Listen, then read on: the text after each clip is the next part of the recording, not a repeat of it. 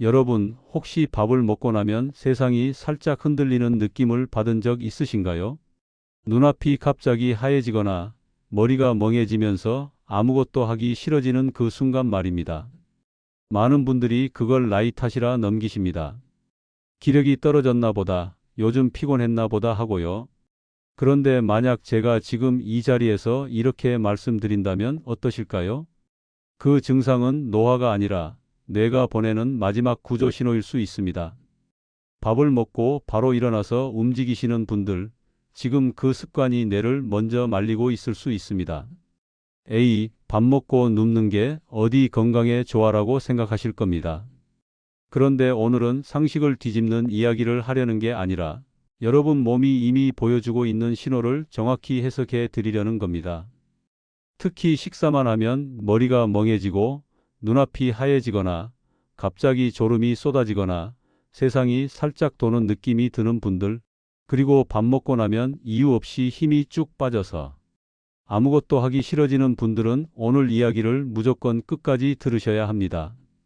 그게 단순한 피로가 아니라 뇌가 나 지금 위험하다 하고 보내는 구조 요청일 수 있기 때문입니다. 많은 분들이 그 순간을 참고 버티십니다. 나이 드니 원래 그렇지 부지런해야지 밥 먹고 눕는 건 게으른 거야 이런 생각으로요. 그런데 제가 딱 잘라 말씀드리겠습니다. 그 참고 버티는 행동이 어떤 분에게는 뇌졸중의 문을 두드리는 행동이 될 수 있습니다. 무섭게 들리실 수 있지만 이건 겁주려는 말이 아니라 실제로 몸에서 벌어지는 원리를 그대로 설명하는 말입니다. 제가 진료실에서 가장 자주 듣는 말 중 하나가 이런 겁니다. 선생님, 저는 혈압도 정상이고 검사도 괜찮다는데 왜 밥만 먹으면 이렇게 어지럽고 기운이 쭉 빠질까요? 이 질문에는 공통점이 있습니다. 밥만 먹으면이라는 조건입니다. 평소에는 괜찮다가 식사 직후에만 문제가 생기는 분들이 생각보다 많습니다. 그런데 대부분은 그걸 대수롭지 않게 넘기고 더 잘 먹으려고 합니다. 고기 챙겨 드시고 보약 찾고 영양제 늘리고 심지어는 내가 기력이 없어서 그렇다면서 식사량을 더 늘리기도 합니다. 하지만 어떤 경우에는 그게 해결책이 아니라 기름을 붓는 행동이 될 수 있습니다. 왜냐하면 문제가 기력이 아니라 혈액의 배분에서 시작되는 경우가 있기 때문입니다. 실제 사례로 말씀드리겠습니다. 70이 넘은 한 어르신이 계셨습니다. 평생 새벽 시장에서 일하셨고 주변에서 저 사람은 법 없이도 살 사람이다, 부지런함의 표본이다, 이런 말을 들을 정도로 성실하셨습니다. 본인도 그 성실함을 자부심처럼 품고 사셨습니다. 그런데 어느 시점부터 이상한 일이 생겼습니다. 일을 마치고 국밥 한 그릇 든든하게 드시고 나면 갑자기 눈앞이 하얘지고 머리가 핑 도는 겁니다. 처음엔 대수롭지 않게 넘겼습니다. 나이가 들어 기력이 떨어졌나 보다, 오늘은 좀 피곤했나 보다, 이 정도였죠. 그래서 잘 먹으려고 노력하셨습니다. 그런데 증상은 좋아지지 않았고 오히려 점점 심해졌습니다. 나중에는 밥만 먹으면 몸이 천근만근 무거워지고 세상이 빙글빙글 도는 느낌 때문에 자리에 주저앉아야 했습니다. 어르신은 속으로만 끙끙 앓았습니다. 자식들에게 말하면 걱정시킬까봐, 또 혹시 엄마가 왜 이렇게 유난이야 라는 말 들을까봐 그냥 참고 버티셨습니다. 병원 검사를 받아도 빈혈도 없고 혈압도 정상이라는 말만 들었습니다. 그런데 본인은 분명히 힘들었습니다. 정상이면 정상이지, 왜 나는 이런가 하는 답답함 속에서 더 열심히 움직이고 더 참고 버티셨습니다. 바로 그 지점이 가장 위험합니다. 내가 도움을 요청하고 있는데 그 요청을 게으름으로 착각하고 더 몰아붙이는 순간입니다. 여러분, 여기서 핵심만 먼저 던지겠습니다. 식사 직후에 어지럽고 졸리고 멍해지는 이유는 대개 뇌로 가는 피가 순간적으로 줄어들기 때문입니다. 뇌는 몸에서 아주 특별한 장기입니다. 무게로 치면 몸 전체에서 작은 비율을 차지하지만 쓰는 에너지는 엄청납니다. 산소와 포도당을 끊임없이 요구하고 그 공급이 조금만 흔들려도 바로 증상으로 항의합니다. 그런데 우리가 식사를 하는 순간 몸은 소화라는 큰 작업을 시작합니다. 소화를 하려면 이와 장이 활발하게 움직여야 하고 그 움직임을 돕기 위해 혈액이 대거 소화기관으로 몰립니다. 쉽게 말해서 몸 안에서 혈액의 대이사가 벌어지는 겁니다. 문제는 나이가 들수록 이 이사 과정이 매끄럽지 않다는 데 있습니다. 젊을 땐 위장으로 혈액이 몰려도 뇌로 가는 혈류를 잘 지켜냅니다. 하지만 나이가 들면 그 조절 능력이 떨어져서 위장으로 피가 쏠리는 순간 뇌 쪽이 잠깐 비게 됩니다. 그 빈틈이 바로 어지럼증, 멍함, 졸음, 식후 극심한 피로로 나타나는 겁니다. 여기서 많은 분들이 반문하십니다. 그럼 밥 먹고 좀 쉬면 되지, 왜 굳이 눕기까지 해야 하냐? 이 질문이 아주 중요합니다. 앉아서 쉬는 것과 눕는 것은 몸에서 완전히 다른 사건입니다. 우리가 서 있거나 앉아 있을 때 심장은 중력과 싸우면서 피를 머리까지 올려 보내야 합니다. 여러분 심장을 물 펌프로 비유해 보겠습니다. 심장이 지하에 있는 펌프라면 뇌는 건물 맨 꼭대기층에 있는 가장 중요한 방입니다. 지하 펌프가 꼭대기층까지 물을 올리려면 힘이 많이 들죠. 그런데 식사 직후에는 위장과 장이 나한테 물 더 줘라고 요구합니다. 그러면 펌프가 분주해집니다. 위장 쪽으로도 물을 보내야 하고 꼭대기층에도 물을 보내야 합니다. 젊을 때는 펌프 성능이 좋아서 두 군데를 동시에 잘 챙깁니다. 하지만 나이가 들면 펌프가 조금만 무리해도 압력이 떨어집니다. 그때 가장 먼저 영향을 받는 곳이 어디일까요? 맞습니다. 가장 멀리 있는 곳, 가장 높이 있는 곳, 바로 뇌입니다. 그러니 식사 직후에 서서 설거지를 하고 급히 움직이고 소화시켜야지 하면서 돌아다니는 행동이 어떤 분들에게는 뇌에 물 공급을 더 끊는 행동이 될 수 있습니다. 부지런함이 뇌에 가뭄을 만드는 순간입니다. 반대로 몸을 눕히면 무슨 일이 일어날까요? 심장과 뇌의 높이가 가까워집니다. 펌프가 꼭대기층까지 억지로 밀어 올릴 필요가 줄어듭니다. 같은 높이에서 옆으로 보내는 것처럼 훨씬 수월해집니다. 그러면 식사 때문에 위장으로 피가 몰려도 뇌로 가는 피의 양을 지켜내기가 쉬워집니다. 이 원리 하나가 식후 어지럼증과 멍함을 바꾸는 핵심입니다. 그래서 저는 식사 후 20분을 강조합니다. 뇌에게 피가 돌아올 시간을 주는 겁니다. 이건 기분 좋은 낮잠 이야기가 아닙니다. 뇌 혈류를 지키는 응급처치입니다. 그 어르신에게도 저는 아주 단순한 처방을 드렸습니다. 식사 끝나면 바로 눕지 마시고 20분만 비스듬히 기대서 쉬십시오. 어르신은 처음엔 표정이 굳으셨습니다. 평생 밥 먹고 바로 눕는 건 소된다는 말을 듣고 사신 분이었으니까요. 또 누우면 게으르다고 손가락질 받을까봐 두려우셨습니다. 하지만 증상이 너무 괴로우니 한 번만 해보자고 마음을 먹으셨습니다. 그리고 정말로 그날부터 식사 직후 20분을 지키기 시작하셨습니다. 첫째 날은 이게 뭐가 달라 싶으셨다고 합니다.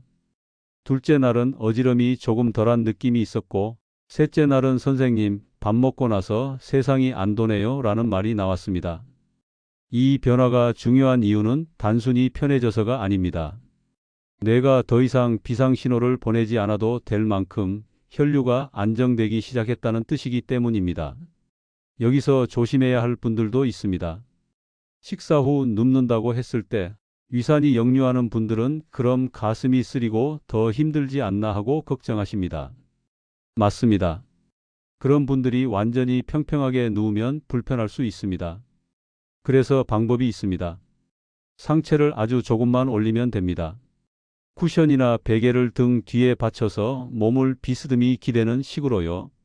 핵심은 완전히 누워라가 아니라 심장과 뇌의 높이 차이를 줄여라입니다.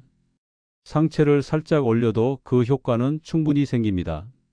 오히려 무리하게 평평하게 누워서 불편해지는 것보다 본인이 편한 각도를 찾는 것이 지속에 도움이 됩니다. 저는 편안한 각도로 20분 이 문장을 꼭 기억하시라고 말씀드립니다. 그리고 또 하나, 여기서 제가 단호하게 말해야 할 게 있습니다. 식사 후에 기운이 없어서 하루 종일 누워있고 싶다는 분들이 계십니다. 그런데 그건 다른 문제입니다. 지금 제가 드리는 방법은 뇌를 살리기 위한 전략적 쉼표입니다. 쉼표는 문장을 끝내기 위해서가 아니라 문장을 더 잘 이어가기 위해 존재합니다. 식사 후 20분 쉬어서 뇌의 혈류를 회복했다면 그 다음에는 움직여야 합니다. 다만 그 움직임이 식사 직후의 무리한 움직임이 아니라 혈류가 안정된 뒤에 가벼운 활동이어야 합니다. 그래서 20분이 중요합니다. 20분 뒤에는 뇌가 훨씬 맑아지고 그때가 오히려 여러분의 몸과 뇌가 활동을 받아들이기 좋은 시간입니다. 가볍게 동네 한 바퀴, 집 안에서 정리, 천천히 걷기, 간단한 스트레칭, 이런 정도가 충분합니다. 뇌는 회복된 혈류 위에서 움직일 때 더 건강해집니다. 자, 지금까지 들으시면서 이런 생각 드셨을 겁니다. 나는 밥 먹고 어지러운 게 심하진 않은데 그래도 해야 하나? 저는 이 질문을 정도가 아니라 패턴으로 보시라고 권합니다. 식사 후마다 반복되는 멍함과 졸음, 이유 없는 피로가 있다면 그 자체가 패턴입니다.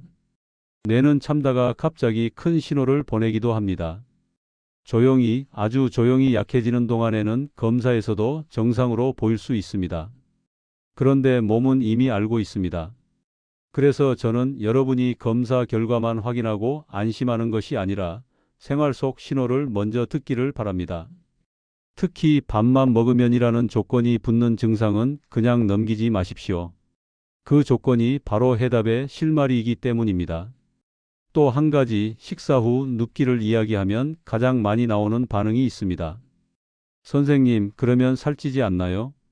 이 질문은 아주 현실적이고 그래서 더 중요합니다.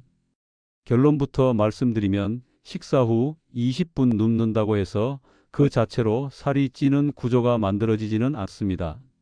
오히려 반대로 식사 직후에 몸이 힘든데도 억지로 움직이고 스트레스를 받으면 몸은 그 상황을 비상상태로 인식하고 에너지를 더 저장하려는 방향으로 갈 수 있습니다.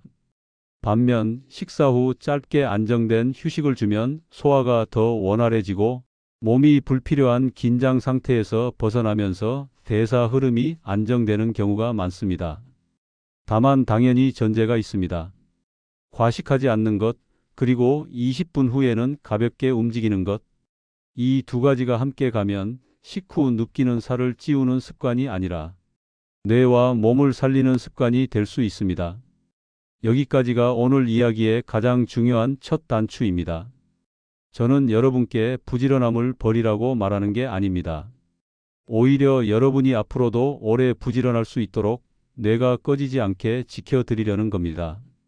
평생 가족을 위해, 일을 위해, 스스로를 위해 쉬지 못하고 달려오신 분들일수록 지금부터는 방식이 바뀌어야 합니다.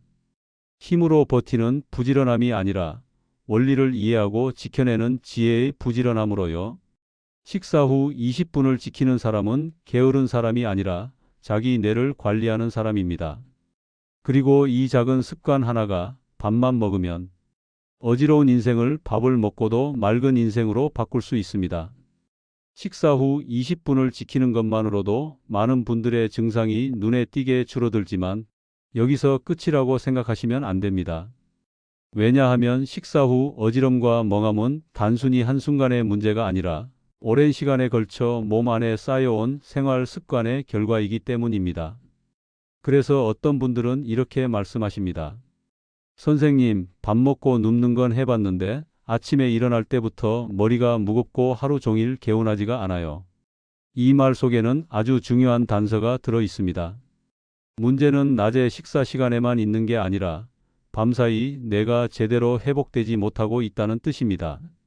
사람의 뇌는 낮 동안 사용한 에너지를 밤에 회복합니다.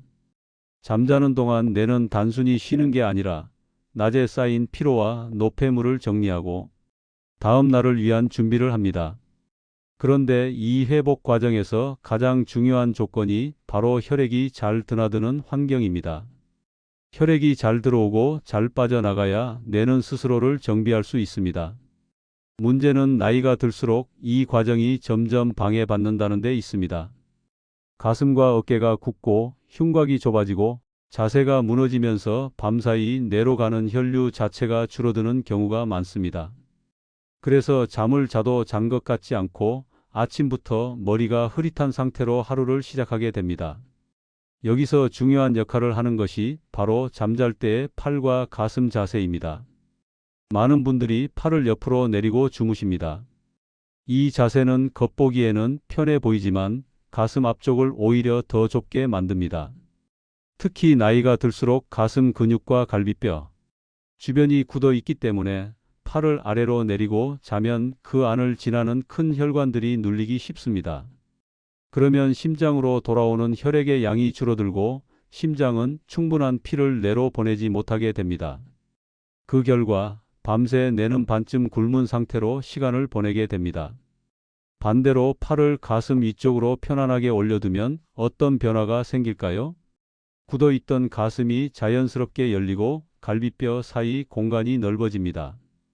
숨도 더 깊어지고 심장으로 돌아오는 혈액의 통로도 넓어집니다.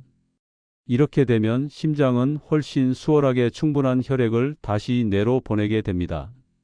이 자세가 특별해 보일 수 있지만 사실은 아이들이 잠들 때 자연스럽게 취하는 자세와 비슷합니다.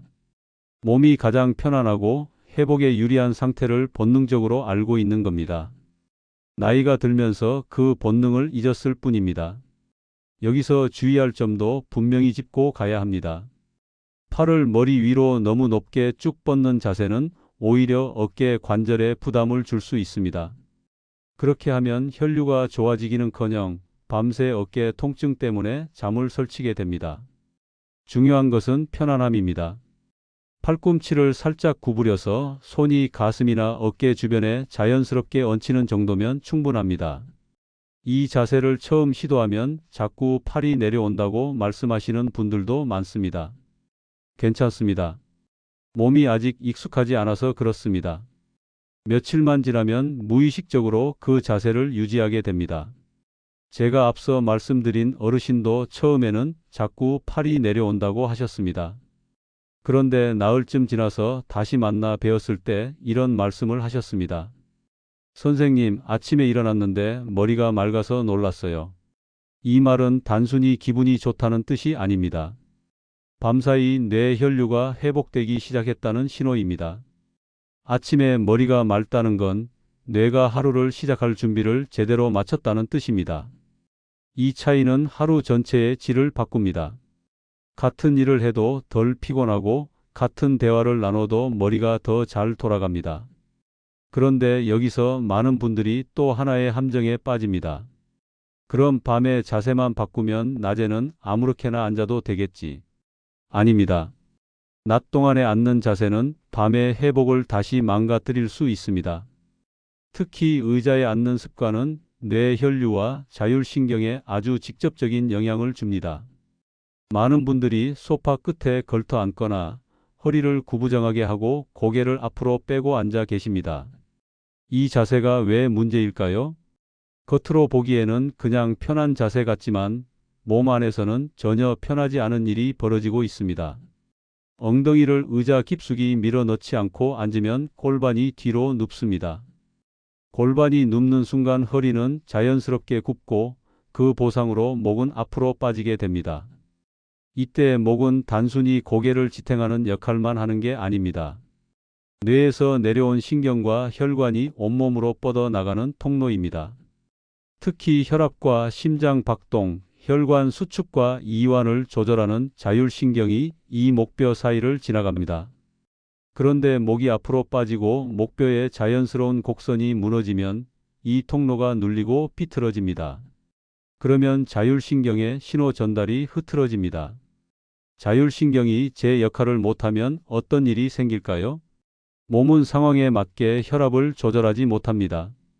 밥을 먹어서 위장으로 피가 몰리는 순간 원래는 자율신경이 즉각 반응해서 혈관을 조여 뇌로 가는 혈압을 유지해야 합니다. 그런데 이 기능이 떨어지면 식사 직후에 뇌 쪽 혈압이 확 떨어지면서 어지럼과 멍함이 더 심해집니다. 그래서 어떤 분들은 나는 밥 먹고 눕기까지 했는데도 여전히 어지럽다고 말씀하십니다. 그럴 때 저는 반드시 앉는 자세를 함께 봅니다. 대부분은 낮 동안 이미 자율신경을 계속 눌러놓고 계신 경우가 많습니다. 그래서 제가 강조하는 앉는 방법은 아주 단순합니다. 의자에 앉을 때마다 엉덩이를 끝까지 밀어넣고 허리를 등받이에 붙이는 겁니다.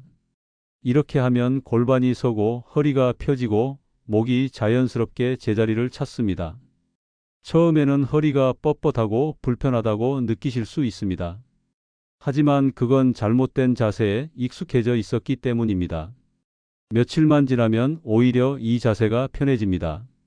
그리고 놀랍게도 이 습관 하나로 오후에 찾아오던 두통이나 묵직한 피로가 줄어드는 분들도 많습니다. 여기서 중요한 건 이 모든 습관이 따로따로 존재하는 게 아니라는 점입니다. 식사 후 20분의 휴식, 밤에 가슴을 여는 수면 자세, 낮 동안의 바른 앉기 습관은 서로 연결되어 있습니다. 하나만 바꿔도 도움이 되지만 세 가지가 함께 작동할 때 효과는 훨씬 커집니다. 마치 막힌 도로에서 신호 하나만 바꾸는 게 아니라 전체 교통 흐름을 정리해 주는 것과 같습니다. 뇌로 가는 혈액의 길이 낮과 밤을 가리지 않고 확보되면 뇌는 더 이상 비상 신호를 보낼 필요가 없어집니다. 이 지점에서 또 이런 질문이 나옵니다. 선생님, 저는 원래 기운이 없어서 가만히 있는 게 더 편한데 이렇게까지 신경 써야 하나요? 이 질문에는 안타까운 오해가 담겨 있습니다. 기운이 없어서 가만히 있는 게 편한 게 아니라 뇌로 가는 혈류가 부족해서 움직일 힘이 없는 경우가 많습니다. 그래서 저는 항상 순서를 강조합니다. 먼저 뇌를 살리고 그 다음에 움직이십시오. 뇌가 굶은 상태에서 억지로 움직이면 더 지치고 뇌가 회복된 상태에서 움직이면 오히려 에너지가 생깁니다. 식사 후 20분이 바로 그 전환점입니다. 이 시간을 통해 뇌를 충전한 뒤에 움직이는 것이 평생을 지치지 않고 살 수 있는 방식입니다. 지금 이 이야기를 들으시면서 이걸 다 지켜야 하나 하고 부담을 느끼실 수도 있습니다. 하지만 한 번에 완벽하게 하실 필요는 없습니다. 중요한 건 방향입니다. 지금까지는 밥 먹고 바로 움직이는 방향이었다면 이제는 밥 먹고 잠깐 멈추는 방향으로, 밤에는 팔을 내려놓는 방향이었다면 이제는 가슴을 여는 방향으로, 소파에 걸터 앉는 방향이었다면 이제는 엉덩이를 깊숙이 넣는 방향으로, 이 방향 전환만으로도 몸은 분명히 반응합니다.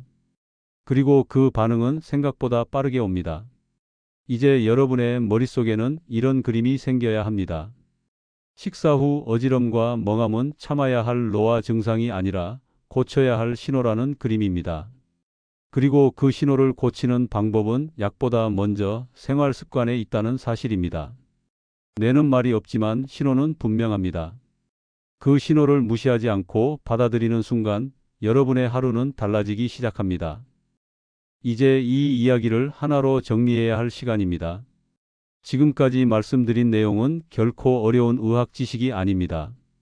오히려 너무 단순해서 그래서 더 오랫동안 무시되어 왔던 몸의 원리입니다. 우리는 평생을 부지런해야 산다는 말 속에서 살아왔습니다. 밥 먹고 바로 눕는 사람은 게으르다고 배웠고 쉬면 뒤처진다고 믿으며 몸을 몰아붙여 왔습니다. 그런데 나이가 들면서 이 신념이 더 이상 몸을 살리지 못하는 순간이 옵니다. 특히 뇌 앞에서는 더 그렇습니다.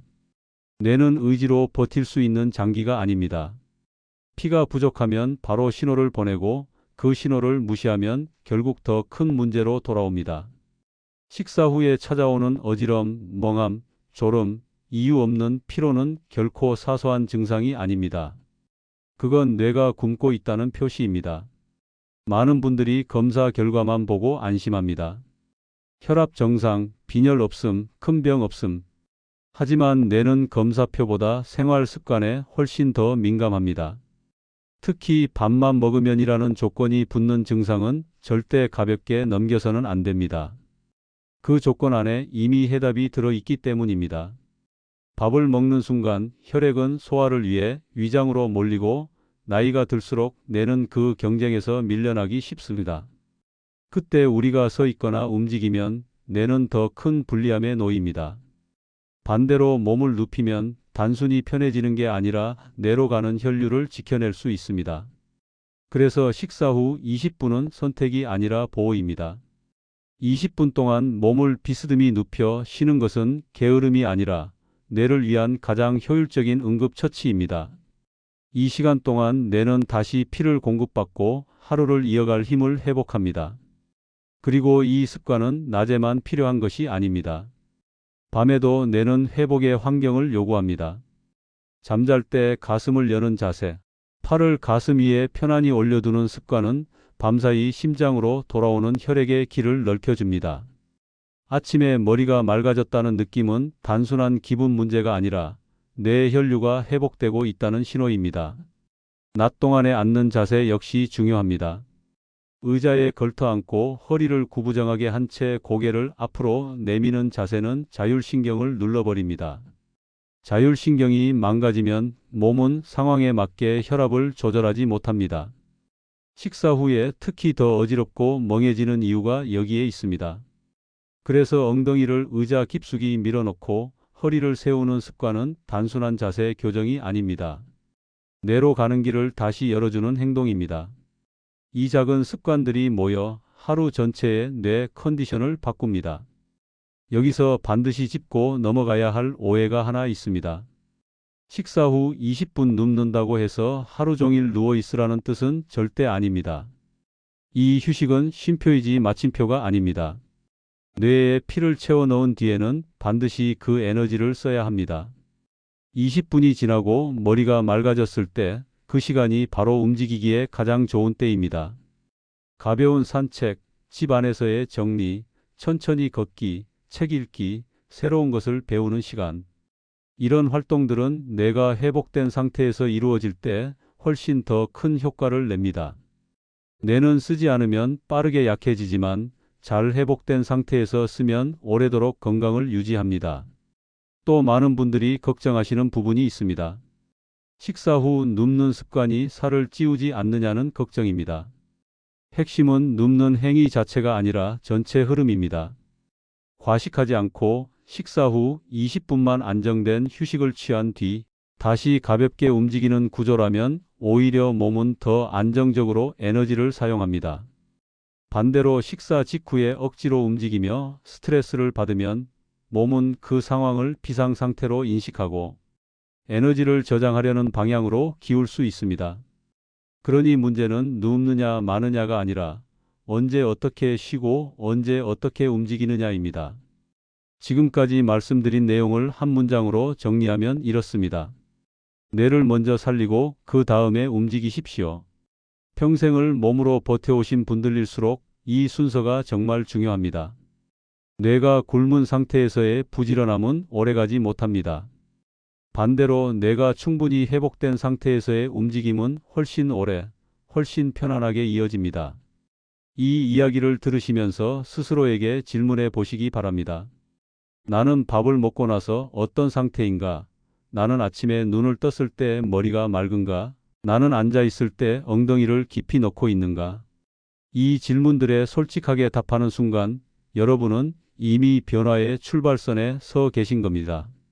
모든 걸 한 번에 바꿀 필요는 없습니다.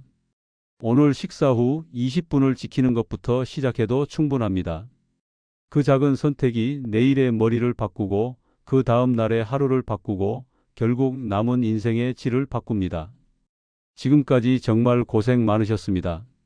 가족을 위해, 일을 위해, 책임을 위해 쉬지 못하고 살아오신 세월을 부정할 필요는 없습니다.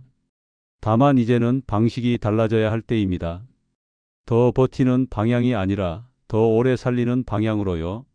밥을 먹고 바로 눕는 20분, 밤에 가슴을 여는 잠자리, 낮에 엉덩이를 깊이 넣는 자세. 이 세 가지는 여러분의 뇌를 위한 최소한의 예의입니다. 그리고 이 예의를 지키는 순간 뇌는 다시 여러분 편이 됩니다. 오늘 이 이야기가 단순한 정보로 끝나지 않기를 바랍니다. 오늘 식사 후 소파에 기대어 20분을 허락하는 순간부터 여러분의 선택이 시작됩니다. 그 선택은 게으름이 아니라 지혜입니다. 그리고 그 지혜는 여러분이 남은 시간을 더 맑고, 더 또렷하고, 더 편안하게 살아가게 도와줄 것입니다.